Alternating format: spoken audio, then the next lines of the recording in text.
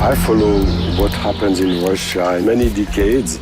I try to understand why my own colleagues used, say, 90% anti-Russian position. I made some research and I discovered a very deep Russophobic since long time. When I write articles, I have many critics ask me, oh, you have to denounce Russia because Russia is killing people in Ukraine.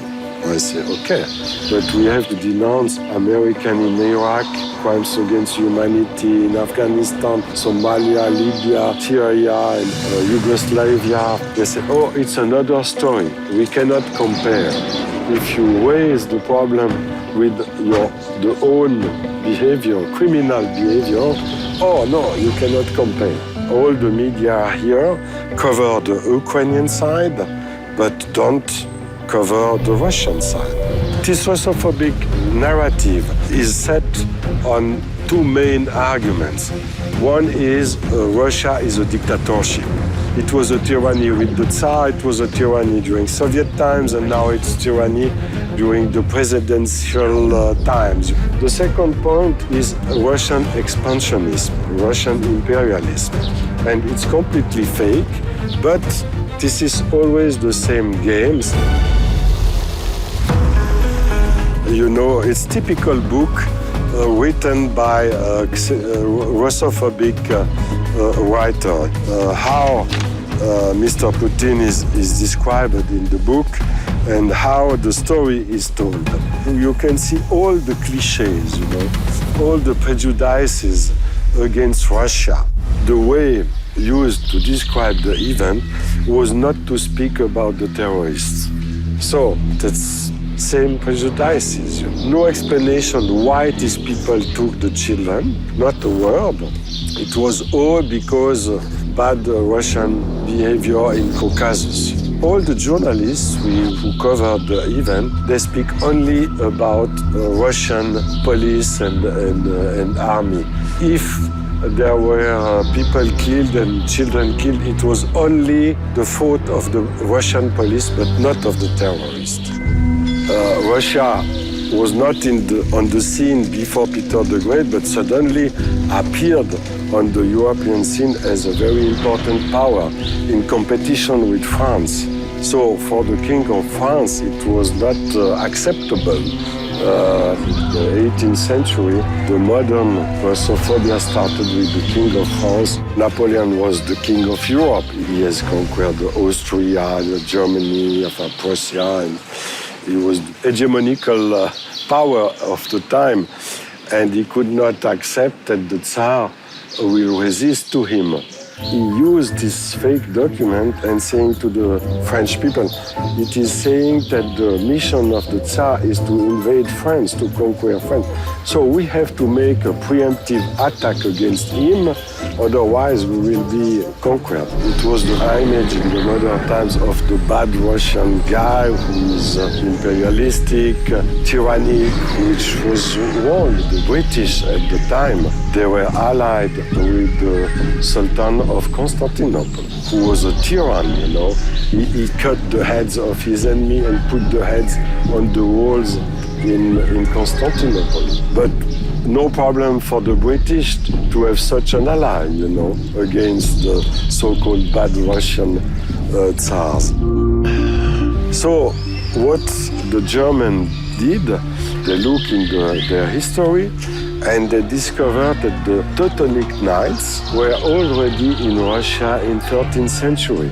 And they started the new Russophobic. They have to develop also propaganda to justify the future invasion, the future expansion in the Russian Empire.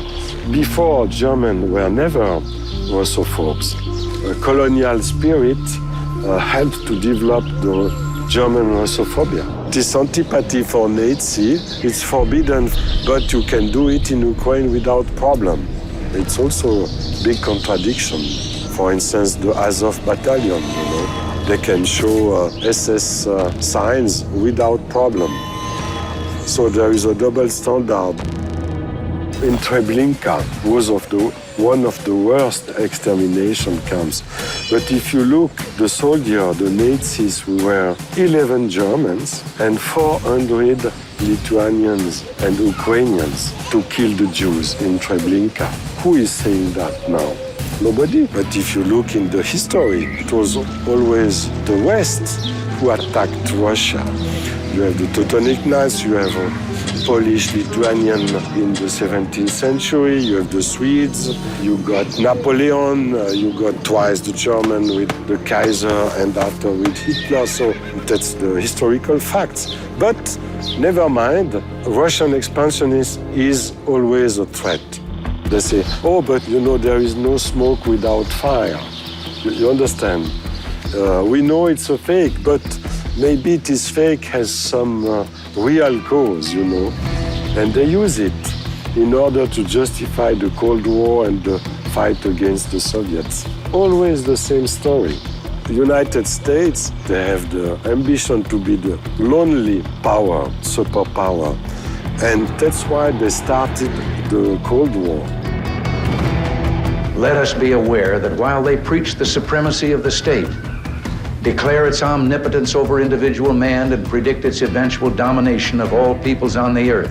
Russophobia was always to relate to the Russian leader. It was the Tsar during the Tsarist time, after it was Lenin and Stalin, and now it's Putin. Because as the roots of Russophobia are geopolitical, so when the more strong Russia is, the more strong Russophobia is in the West. So it's a good sign for Russia, because if the Russophobia is strong, that's a sign that Russia is also strong. Because when Russia is in chaos, in crisis, like after the First World War or after the collapse of the Soviet Union, there was no Russophobia in the West. In April 2008, at the NATO summit, the US administration invited Georgia and Ukraine to become a member of NATO and support the attack, because Georgia could not attack Ossetia without the permission of the United States. That was the biggest provocation, and the West and the US want to put his grip just under the nose of Russia. What was quite new with this new type of Russophobia, that it was a kind of ethnic, cultural hate. And for me, it's just the same as it's a racism. It's like anti-Semitism in the 30s, when Hitler came into power and started the persecution of the Jews, you know, burning books, forbidding music, culture, everything. So that's, for me, it's anti-Russian racism.